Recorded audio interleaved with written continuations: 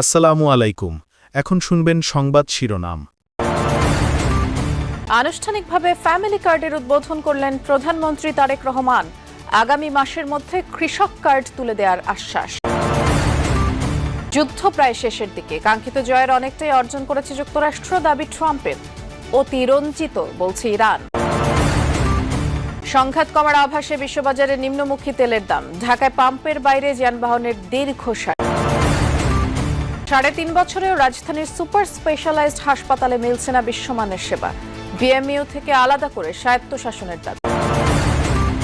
IMF এর ঋণ কার্যক্রম নিয়ে ঈদের পরেই প্রধানমন্ত্রীর সাথে উচ্চ পর্যায়ের প্রতিনিধি দলের বৈঠক। সব শর্ত পূরণ কঠিন, মত বিশ্লেষকদের। এতক্ষণ শুনছিলেন সংবাদ শিরোনাম, এবার বিস্তারিত। ফ্যামিলি কার্ড বিতরণের মাধ্যমে দেশের নারী সমাজকে অর্থনৈতিকভাবে স্বাবলম্বী করার অঙ্গীকার করলেন প্রধানমন্ত্রী তারেক রহমান।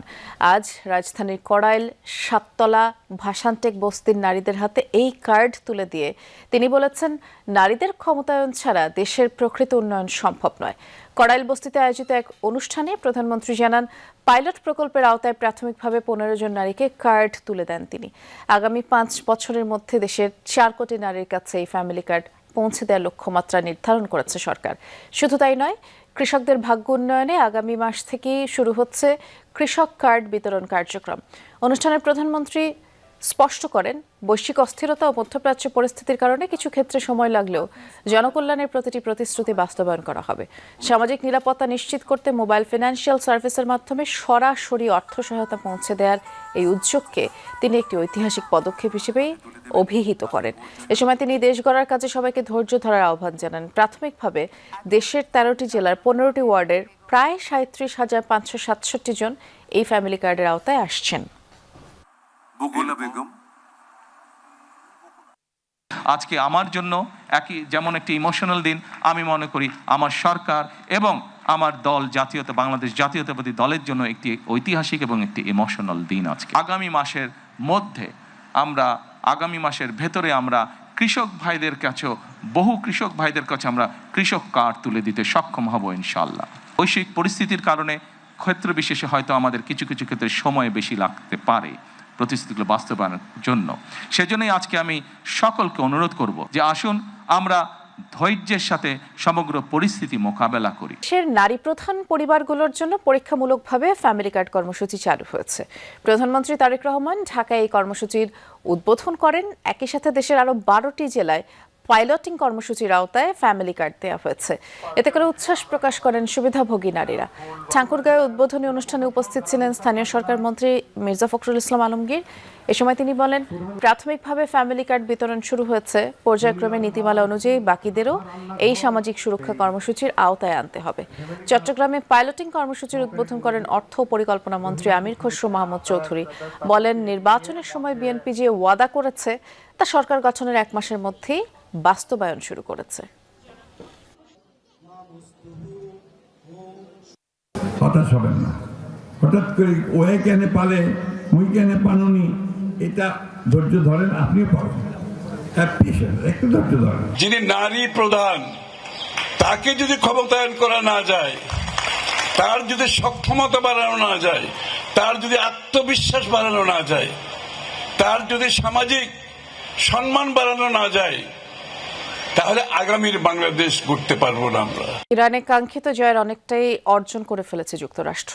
যুদ্ধ প্রায় শেষের দিকে বলে মন্তব্য করেছেন মার্কিন প্রেসিডেন্ট ডোনাল্ড ট্রাম্প।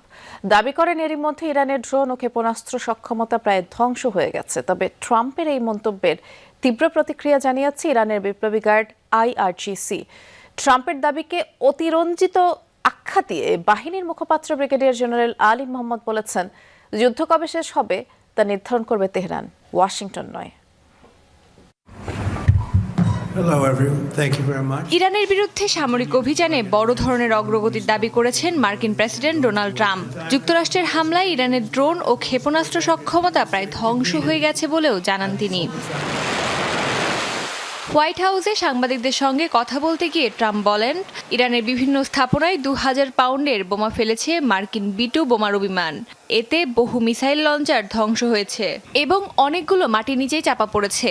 ড্রোন এবং ক্ষেপণাস্ত্র কারখানার ওপর ধারাবাহিক হামলার কথাও জানান। ট্রাম্পের দাবি, যুক্তরাষ্ট্রের হামলায় ইরানের ক্ষেপণাস্ত্র লঞ্চারের সংখ্যা 90%-এরও বেশি কমে গেছে, আর ড্রোন হামলার হার কমেছে প্রায় 83%।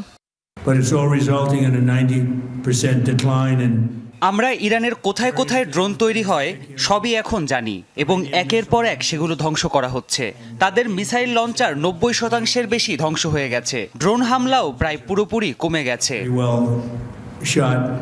চলমান অপারেশন এপিক ফিউরি খুব দ্রুতই শেষ হবে বলে দাবি করেন ট্রাম্প। বলেন, যুক্তরাষ্ট্র তাদের প্রাথমিক ধারণার চেয়েও সময়সীমায় অনেক এগিয়ে আছে। ইরানের নেতৃত্ব বড় ধরনের আঘাতে জর্জরিত বলে উল্লেখ করেন তিনি। Very soon, look, everything they have is gone, including their leadership. যুদ্ধ প্রায় শেষের দিকে, তাদের সব ধ্বংস হয়ে গেছে। গুরুত্বপূর্ণ সব নেতা মারা গেছেন। তাদের নেতৃত্বের দুটি স্তর রয়েছে, আমরা দুটি স্তরই ধ্বংস করেছি। About the leaders that they're talking about. So তবে যুদ্ধক্ষেত্রে বিপর্যস্ত হয়ে নিজেদের সামরিক অর্জনকে অতিরঞ্জন করছেন মার্কিন প্রেসিডেন্ট, এমন মন্তব্য করেছেন ইরানের বিপ্লবী গার্ডের মুখপাত্র ব্রিগেডিয়ার জেনারেল আলী মোহাম্মদ। ইরানের মিসাইল সক্ষমতা ধ্বংস হয়েছে, যুক্তরাষ্ট্রের এমন দাবিও প্রত্যাখ্যান করেন তিনি। আমরা জানি আপনাদের গোলাবারুদ শেষ হয়ে আসছে, তাই যুদ্ধ থেকে মান সম্মান নিয়ে পালানোর পথ খুঁজছেন। মার্কিন জনগণকে কেন সত্যটা জানাচ্ছেন না? ট্রাম্প তার দেশের মানুষকে জানাতে চান না যে পারস্য উপসাগরে তাদের সব সামরিক অবকাঠামো ধ্বংস হয়েছে। হরমুজ প্রণালী দিয়ে 1 লিটার তেলও সরবরাহ করতে দেবেন না ইরান, এমন হুঁশিয়ারিও দেন IRGC মুখপাত্র। যুদ্ধ শুরুর পর সবচেয়ে ভয়াবহ রাতগুলোর একটি পার করল ইরান। সোমবার রাজধানী তেহরানের বিভিন্ন এলাকায় রাতভর একের পর এক বিকট বিস্ফোরণের আওয়াজ শোনা গেছে। মঙ্গলবারও ইরান জুড়ে অব্যাহত যুক্তরাষ্ট্র ইসরায়েলের যৌথ হামলা। দাবি, টার্গেট করা হয়েছে নতুন নতুন মিসাইল, ড্রোন লঞ্চার, বিভিন্ন সামরিক স্থাপনাকে। আরও একটি স্কুলসহ বিভিন্ন বেসামরিক স্থাপনায় বোমাবর্ষণের অভিযোগ তুলেছে তেহরান। 10 দিন পেরিয়ে 11তম দিনে গড়িয়েছে যুক্তরাষ্ট্র ইসরায়েলের সাথে ইরানের যুদ্ধ। সময়ের সাথে সাথে ইরান জুড়ে হামলার মাত্রা আরও বাড়িয়েই চলেছে যৌথ বাহিনী। সোমবার রাতভর তেহরান জুড়ে চলেছে অনবরত বোমাবর্ষণ। মঙ্গলবারও বিরামহীন হামলা অব্যাহত রেখেছে IDF ও মার্কিন বাহিনী। দুদেশেরই দাবি, তাদের লক্ষ্য ইরানের বিভিন্ন সামরিক স্থাপনা। মুহুর্মুহু বিস্ফোরণে রাজধানীর পশ্চিমাঞ্চলীয় কারাচ শহর হয়ে পড়ে বিদ্যুৎ বিচ্ছিন্ন। এলাকাটিতে যৌথ বাহিনীর হামলায় টার্গেট হয়েছে বিপ্লবী গার্ড, IRGCর কমান্ড সেন্টার ও কার্যালয়। কুদস ফোর্সের একটি কমান্ড সেন্টার ধ্বংসের দাবিও করেছে ইসরায়েল। ইস্পাহানে টার্গেট হয়েছে মিসাইল তৈরির কারখানা ও আকাশ প্রতিরক্ষা ব্যবস্থা। সিরাজ শহরেও আক্রান্ত হয়েছে সামরিক স্থাপনা। নাজারাবাদ, আন্দিশে ও শাহরিয়ারে হামলার শিকার হয়েছে বাসিস ফোর্স ও বিপ্লবী গার্ডের ঘাঁটি। আহভাস ও সিস্তান বালুচিস্তানেও পাওয়া গেছে বিস্ফোরণের আওয়াজ। ওয়াশিংটন জানিয়েছে, গত 10 দিনে ইরানের 5000 স্থাপনায় হামলা চালিয়েছে তারা। ধ্বংস কিংবা ক্ষতিগ্রস্ত হয়েছে তেহরানের নৌবাহিনীর 50টির বেশি জাহাজ। বেসামরিক স্থাপনাতেও নির্বিচার বোমাবর্ষণের অভিযোগ তুলেছে ইরান। দাবি, নতুন করে খোমেইন শহরে আরও একটি স্কুলে হয়েছে হামলা। ইস্পাহানে সরকারপন্থীদের সমাবেশ চলাকালীন কাছাকাছি এলাকায় বিমান হামলা চালানো হয়েছে। এদিকে যুদ্ধের প্রথম দিনই মিনাবের গার্লস স্কুলে ভয়াবহ হামলায় ব্যবহার করা হয়েছিল যুক্তরাষ্ট্রের তৈরি টমাহক মিসাইল। ভিডিও ফুটেজ বিশ্লেষণে উঠে এসেছে এই তথ্য।